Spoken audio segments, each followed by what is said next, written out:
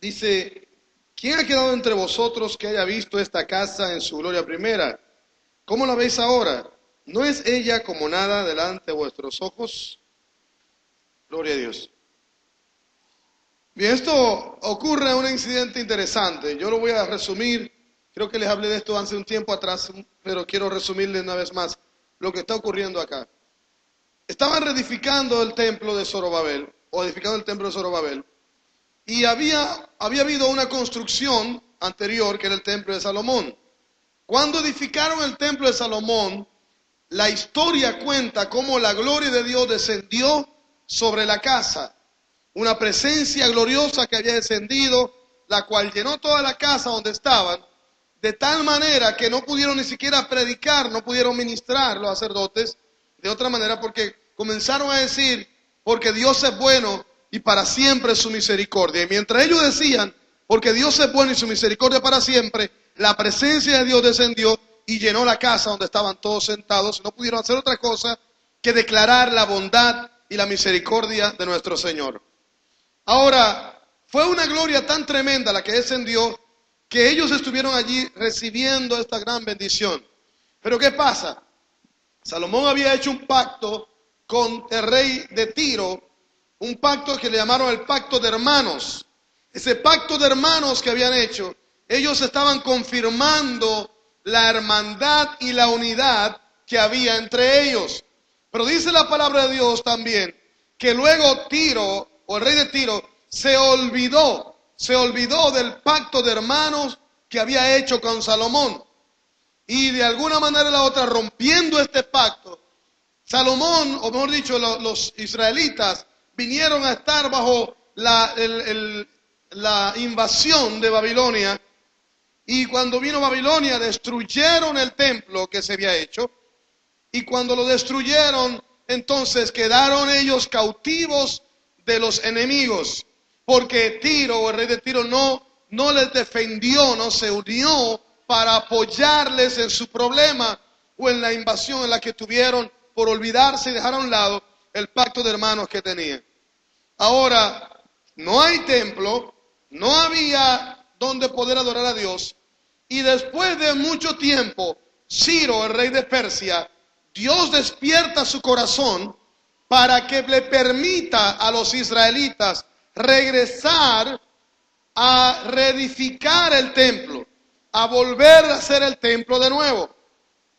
Así que él llama a un remanente de Israel y les encomienda como Dios le había dado a él en el corazón, o lo ha puesto en el corazón, el permitirle reedificar de nuevo el templo, a pesar de la guerra que habían pasado, a pesar de la devastación por la que habían habido, a pesar de la división que habían experimentado con Tiro y que le había afectado el templo en el cual tenían ellos anteriormente. Ellos van a reedificar el templo y comienzan a trabajar. Cuando ponen la base del templo, dice la Biblia que proclamaron gracia, gracia sea a ella. La primera piedra que pusieron en el templo para reedificar, declarando que el templo estaba fundamentado en la gracia de Dios. Estaba fundamentado en el don de Dios, en el permiso de Dios, en el regalo de Dios, en la misericordia que Dios había tenido con ellos. Y vuelvo y repito, en la misericordia que Dios había tenido con ellos de permitirles reedificar el templo. Comienzan a edificar y llega un momento que cuando ya están a terminar el templo, los jóvenes de Israel, y es muy interesante que teniendo el tema preparado como que coincide un poco con lo que está ocurriendo. Los jóvenes de Israel comenzaron a gritar de alegría por el templo que estaban edificando. Ellos gritaron y gritaron de alegría, pero los más adultos gritaron en llanto, gritaron llorando. Y ahí es donde viene la pregunta que acabamos de leer en Ageo. Ahí dice la historia para que caigamos y entendamos por qué vino esa pregunta. Entonces viene la pregunta, dijeron, ¿quién hay de vosotros que haya visto la gloria primera de este templo? En otras palabras, ellos, los adultos, se remontaron al templo de Salomón cuando fue edificado, donde la gloria llenó la casa y donde habían visto esa presencia gloriosa de Dios. Y dice, ¿quién de ustedes ha quedado que haya visto lo que pasó cuando lo de Salomón? Y algunos tal vez levantaron la mano y dice, no es como nada esto a lo que hemos experimentado. Claro, siempre usted y yo vamos a encontrar personas que se remontarán al pasado y citarán los acontecimientos pasados comparándolos con los acontecimientos presentes. Los que no experimentaron el pasado, ellos al no haberlo experimentado, al no haberlo visto, al no haber estado allí, ellos celebran lo que tienen, sea poco, sea mucho, pero para ellos es todo. Amén. Lo celebran con alegría, con gozo. Los demás se remontan al pasado. Oh, aquellos tiempos. ¿Cuántos alguna vez han hablado así? Yo me acuerdo aquellos días. Me acuerdo aquellos tiempos. Cuando el templo era de otra forma. Me acuerdo aquellos días. Cuando fulano de tal y fulana de tal y sutano de tal. Y yo me acuerdo aquel tiempo. Y los mayores, al ver los acontecimientos presentes, se remontan al pasado. Pero Dios viene y da un punto de partida que no se basa en el pasado y no se basa en el presente. Y esto es lo que yo quiero referirme. Porque este es el gozo de todos nosotros. Porque el punto de los mayores, de los más ancianos, es qué tremendo lo que teníamos antes. Antes de que nos olvidásemos del pacto de hermanos y entráramos en pleito y nos comiéramos y nos mordiéramos y nos diéramos en la cabeza. Antes de que Tiro y Salomón se pelearan, wow, qué tremendo lo que teníamos. Los jóvenes gritan y dicen, qué tremendo lo que tenemos ahora. Gloria a Dios por lo que tenemos. Pero Dios no se basa ni en lo que teníamos, ni se basa en lo que tenemos cuando habla en esta profecía. En el versículo 9. La gloria postrera de esta casa será mayor que la primera. Ha dicho Jehová de los ejércitos, y daré paz en este lugar, dice Jehová de los ejércitos. Aleluya. Yo pensé que cuando yo leyera ese versículo iba a haber una sonrisa en el corazón, en el rostro de algunos. Esto está muy serio hoy en la mañana.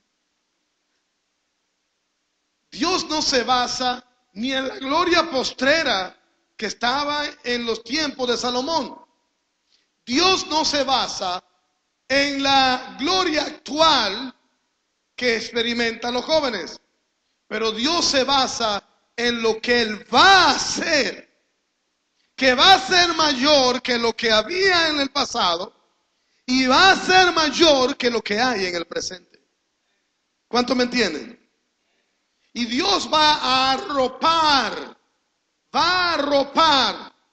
lo que había y lo que hay con el plan que Él tiene. Mayor que cualquier cosa. Dios va a hacer algo glorioso en esta casa. Dios va a hacer algo glorioso en esta casa. Mayor que lo que hubo anteriormente. Por lo tanto, tranquilos los mayores. Amén. Mayor que lo que tienen los jóvenes ahora. Por lo tanto, mantengan la expectativa. Porque Dios tiene algo planeado muy grande para esta casa. Dice, su gloria postrera aún será mayor que la primera. Dios ha trazado un plan de exaltación, de glorificación. El enemigo constantemente ha tratado de equivocar, de frustrar, de cambiar el curso y no ha podido detener lo que Dios quiere hacer. Amén. No ha podido detenerlo porque cuando Dios se traza un plan, nadie podrá detenerlo. Por más que haya pisoteado, empujado, tronchado, lo que sea, no podrá detener la gloria de Dios.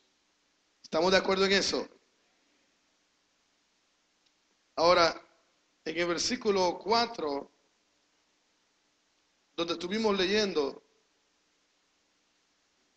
dice, pero ahora, Zorobabel, esfuérzate, dice Jehová, esfuérzate también, Josué, hijo de Josabac, sumo sacerdote, cobrad ánimo, pueblo todo de la tierra, dice Jehová, y trabajad, porque yo estoy con vosotros, dice Jehová de los ejércitos. Les dice, cobren ánimo, cobren ánimo. ¿A quién le está hablando? Dice allí, pueblo todos. Amén. Pueblos con más ánimo. Pueblos. Pueblos. Dile que está al lado tuyo, te está hablando a ti. Dile que está al lado tuyo. No importa si es joven o si es más adulto, te está hablando a ti. Porque está diciéndole a todo el pueblo, dice, cobren ánimo, anímense. ¿Por qué? Porque la gloria postrera será mayor que la primera. Porque el plan que Dios tiene trazado cubre todo lo que ha pasado hasta este momento. Yo he escuchado las historias y las narraciones.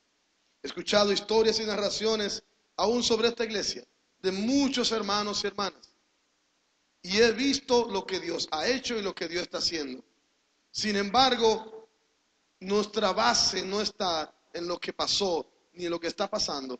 Nuestra visión está en lo que Dios quiere hacer. Amén. Nuestra visión está en lo que Dios quiere hacer. Si nuestra base está en lo que pasó, seríamos gente que viviera del pasado. Y no hay nada más triste que encontrar un grupo de cristianos que vive del pasado. Eso es lo más triste, lo más frustrante. ¿Por qué? Porque ellos solamente, yo me acuerdo cuando yo ayunaba. Yo me acuerdo cuando lloraba. Viera cómo lloraba, hermano.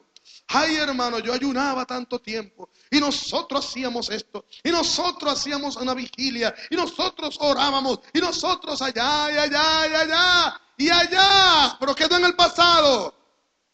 Y mientras tu mente y tu corazón estén en el pasado, vas a vivir como los adultos de ese libro que vivían criticando y juzgando y menospreciando lo que estaban haciendo en el momento. Es lo que dice, no es como nada, ¿lo leyeron? No es como nada esto delante de aquellos.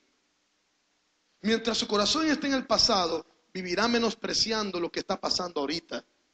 Y no va a poder experimentar nada. Se quedará en el vacío. Usted vendrá a los cultos a criticar, a menospreciar, a juzgar. Yo me acuerdo cuando aquello, yo me acuerdo que aquello otro.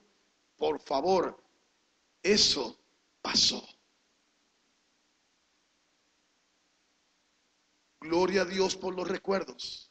Bendecimos a Dios por las cosas buenas que recibimos. Amén. Exaltamos y damos gracias a Dios por todo lo bello que hemos recibido. Pero ya pasó. Hoy es el día aceptable del Señor.